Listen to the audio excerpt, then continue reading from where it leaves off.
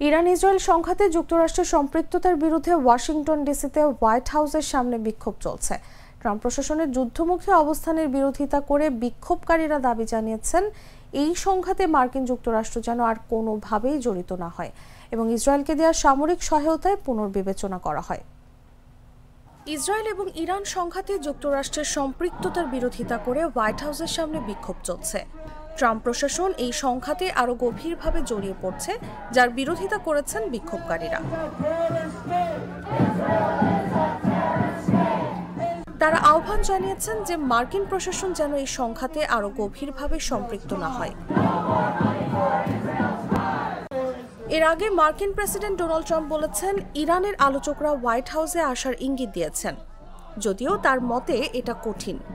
তিনি বলেন তিনি নিশ্চিত নন যে সংঘাত কতটা দীর্ঘ হবে, কারণ ইরানের আকাশ প্রতিরক্ষা ধ্বংস হয়ে গেছে। খুব সাধারণ দুটি শব্দ, নিঃশর্ত আত্মসমর্পণের কথা উল্লেখ করেন ট্রাম্প। তিনি বলেন তিনি বিশ্বাস করেন ইরানের পরমাণু কর্মসূচির উদ্দেশ্য খারাপ। হোয়াইট হাউসের নর্থ লনে হোয়াইট হাউস সংবাদদাতাদের সঙ্গে কথা বলেছেন তিনি।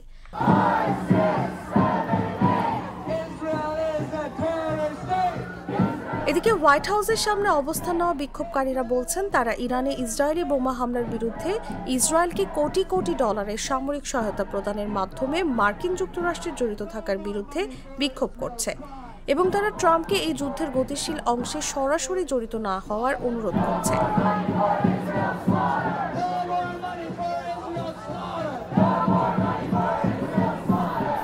মধ্যপ্রাচ্যে এরই মধ্যে যুক্তরাষ্ট্রের 3 বিমানবাহী রণতরী রয়েছে।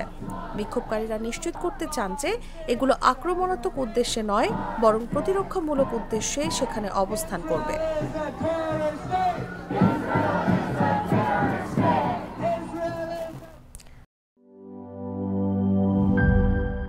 ইরান ইসরায়েলের চলমান সংঘাত নিয়ে বিশ্ববাসীর প্রতি কঠিন এক সতর্কবার্তা দিয়েছে রাশিয়া। দেশটির পররাষ্ট্র মন্ত্রণালয়ের মুখপাত্র মারিয়া জাখারোভা বলেছেন বিশ্ব এখন বিপর্যয়ের কিনারায় রয়েছে। এই বিপর্যয় ঠেকাতে এখনই জরুরি কূটনৈতিক প্রচেষ্টার আহ্বান তার। বুধবার এক ফোরামে বক্তব্য দিতে গিয়ে এসব কথা বলেন রুশ পররাষ্ট্র মন্ত্রণালয়ের এই মুখপাত্র।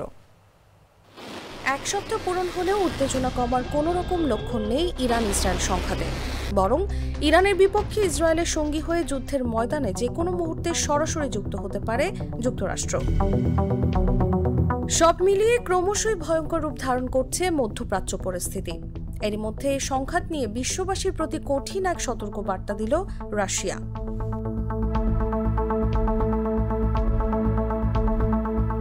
বুধবার সেন্ট পিটার্সবার্গ ইন্টারন্যাশনাল ইকোনমিক ফোরামে যোগ দেন রুশ পররাষ্ট্র মন্ত্রণালয়ের মুখপাত্র মারিয়া জাখারোভা। সেখানে বক্তব্য প্রদানকালে ইরান ইসরায়েল সংঘাতের প্রসঙ্গ টেনে এ সতর্কবার্তা দেন তিনি। দেশটির পররাষ্ট্র মন্ত্রণালয়ের মুখপাত্র মারিয়া জাখারোভা বলেন বিশ্ব এখন বিপর্যয়ের কিনারায় রয়েছে।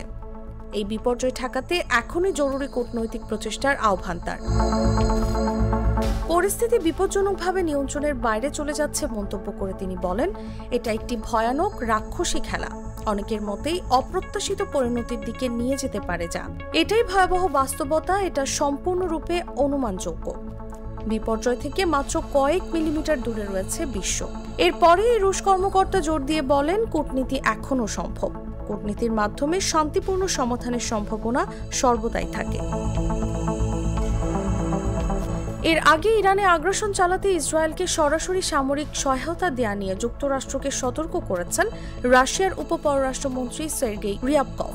এক বার্তায় তিনি বলেন যুক্তরাষ্ট্র যদি ইসরায়েলকে সরাসরি সামরিক সহায়তা দেয় তাহলে তা মধ্যপ্রাচ্য পরিস্থিতিকে সম্পূর্ণ অস্থিতিশীল করতে পারে। এদিকে ইরান ইসরায়েল সংঘাতে দ্রুত অবসান চেয়ে ইতোমধ্যে মধ্যস্থতার প্রস্তাব দিয়েছেন রাশিয়ার প্রেসিডেন্ট ভ্লাদিমির পুতিনও। তসলিমা তিথি, জাগো নিউজ। ইরানে হামলার পরিকল্পনায় অনুমোদন দিয়েছেন মার্কিন প্রেসিডেন্ট ডোনাল্ড ট্রাম্প, তবে তিনি হামলার বিষয়ে চূড়ান্ত সিদ্ধান্ত নেননি। সিবিএস নিউজের বরাতে বিবিসি তাদের এক প্রতিবেদনে এ তথ্য জানিয়েছে। মার্কিন গোয়েন্দা সংস্থার শীর্ষ সূত্র সিবিএসকে জানিয়েছে মূলত ইরান তাদের পারমাণবিক কর্মসূচি পরিত্যাগে সম্মত হয় কিনা তা দেখার জন্যই ট্রাম্প হামলা থেকে বিরত রয়েছেন। এর আগে স্থানীয় সময় বুধবার প্রভাবশালী মার্কিন সংবাদ মাধ্যম দ্য ওয়াল স্ট্রিট জার্নাল প্রথমেই প্রতিবেদন প্রকাশ করে। এরও আগে ইরানে হামলার বিষয়ে এক প্রশ্নের জবাবে ডোনাল্ড ট্রাম্প বলেন, আমি করতেও পারি আবার নাও করতে পারি। একই সঙ্গে ইরানের সুরক্ষিত ফোর্দো ইউরেনিয়াম সমৃদ্ধকরণ কেন্দ্রে হামলার পরিকল্পনার কথাও জানান মার্কিন প্রেসিডেন্ট। ইরানের রাষ্ট্রীয় টেলিভিশন চ্যানেল হ্যাক করা হয়েছে বলে কর্তৃপক্ষ অভিযোগ করেছে। দেশটির টেলিভিশন কর্তৃপক্ষ এক বিবৃতিতে এই অভিযোগ করে। এর আগে দেশটির রাষ্ট্রীয় টেলিভিশনের সম্প্রচারের সময় হঠাৎ একটি ভিডিওতে জনগণকে সরকারের বিরুদ্ধে জেগে ওঠার আহ্বান জানানো হয়। দর্শকদের অনেকেই এই ভিডিও দেখেছেন বলে জানা গেছে। এরপর এক বিবৃতিতে দর্শকদের সতর্ক করে টেলিভিশন কর্তৃপক্ষ জানায়, কেউ যদি টেলিভিশন দেখার সময় কোনো অপ্রাসঙ্গিক বার্তা দেখতে পান তাহলে ধরে নিতে হবে শত্রুপক্ষ স্যাটেলাইটের সিগন্যালে বাধা দিয়েছে। এদিকে যে ভিডিও সম্প্রচারিত হয়েছিল তা সামাজিক যোগাযোগ মাধ্যমেও এখন ছড়িয়ে পড়েছে। এতে ইরান সরকারকে জনগণের সঙ্গে বিশ্বাসঘাতকতার অভিযোগ এনে বলা হয়েছে, নিজের ভবিষ্যৎ নিয়ন্ত্রণ করুন। তবে ভিডিওটির সূত্র এবং এই হ্যাকিংয়ের পেছনে কারা জড়িত তা এখনও জানা যায়নি। ভিডিওটির ওপরের ডান পাশে একটি সিংহ প্রতীক দেখা গেছে। পাশাপাশি গত 13 জুন ইসরায়েলের অপারেশন রাইজিং লায়ন অভিযানে নিহত ইরানের শীর্ষ সামরিক কর্মকর্তাদের ছবিও দেখানো হয়েছে।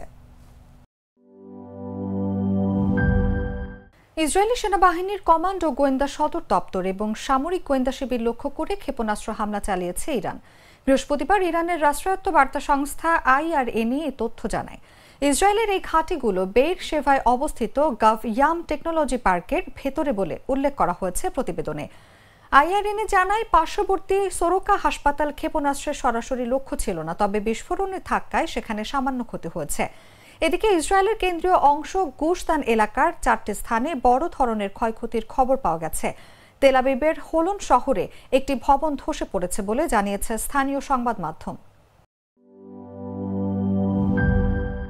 ইসরায়েল ইরান সংঘাত নিয়ে জরুরি বৈঠকে বসতে যাচ্ছে জাতিসংঘের নিরাপত্তা পরিষদ। শুক্রবার স্থানীয় সময় সকাল 10টায় নিউ ইয়র্কে এই বৈঠক অনুষ্ঠিত হবে। আল জাজিরার প্রতিবেদনে বলা হয়েছে, ইরানের অনুরোধে এই বৈঠক হতে যাচ্ছে। ইরানের অনুরোধের প্রতি সমর্থন জানিয়েছে চীন, পাকিস্তান ও রাশিয়া। ইরানের অভিযোগ, এই বেআইনি অভিযানে যুক্তরাষ্ট্রের সরাসরি জড়িত থাকার কারণে পরিস্থিতি বিপজ্জনকভাবে উত্তপ্ত হয়ে উঠেছে, যার অকাট্য প্রমাণ রয়েছে। এমন অভিযোগের পর ইরান নিরাপত্তা পরিষদের প্রতি বৈঠকের অনুরোধ জানায়। এর আগে গত শুক্রবার ইসরায়েল ইরান সংঘাত ইস্যুতে জরুরি বৈঠক করে নিরাপত্তা পরিষদ। গত 13 জুন ইরানে আকস্মিক বিমান হামলা চালায় ইসরায়েল।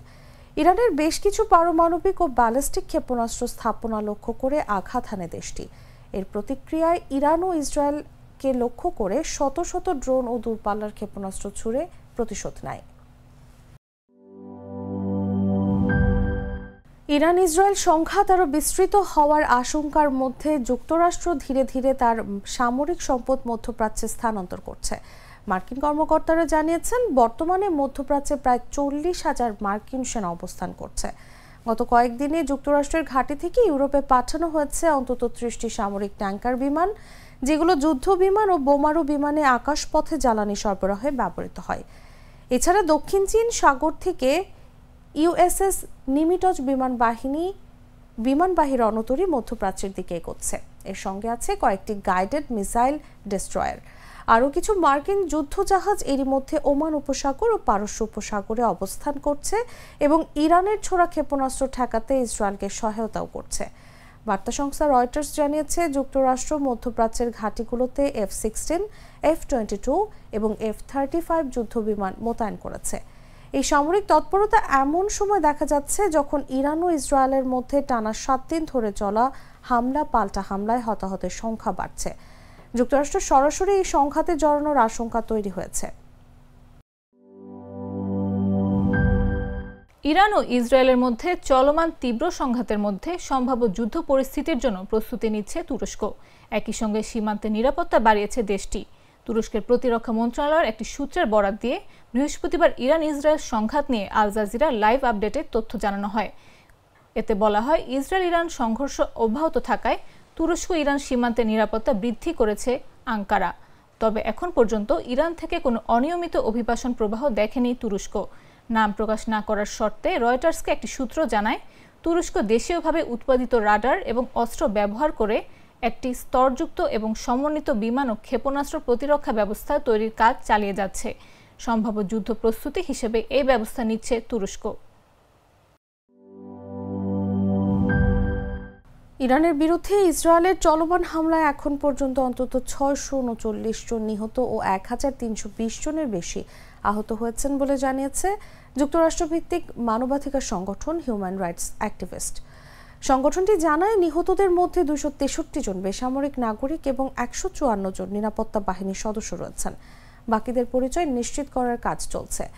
ইরানের ভেতরে গড়ে তোলা স্থানীয় সূত্রের নেটওয়ার্ক এবং দেশটির সংবাদ মাধ্যমের প্রতিবেদনের সঙ্গে মিলিয়ে এই সংখ্যা নির্ধারণ করা হয়েছে বলে জানায় সংস্থাটি। এর আগে 2022 সালে মাহসা আমিনির মৃত্যুকে ঘিরে ইরানে হওয়া সরকার বিরোধী বিক্ষোভেও একই সংগঠন গুরুত্বপূর্ণ তথ্য সরবরাহ করেছিল। ইরান সরকার এখন পর্যন্ত নিয়মিতভাবে হতাহতের হালনাগাদ সংখ্যা জানায়নি। সর্বশেষ সরকারি হিসেবে ইসরায়েলি হামলায় 224 জন নিহত এবং 1277 জন আহত হওয়ার কথা জানানো হয়েছিল। এদিকে যুদ্ধ সপ্তম দিনে গড়ালেও পরিস্থিতি এখনও স্থিতিশীল হয়নি, বরং দুই পক্ষের পাল্টাপাল্টি হামলায় হতাহতের সংখ্যা লাফিয়ে বাড়ছে।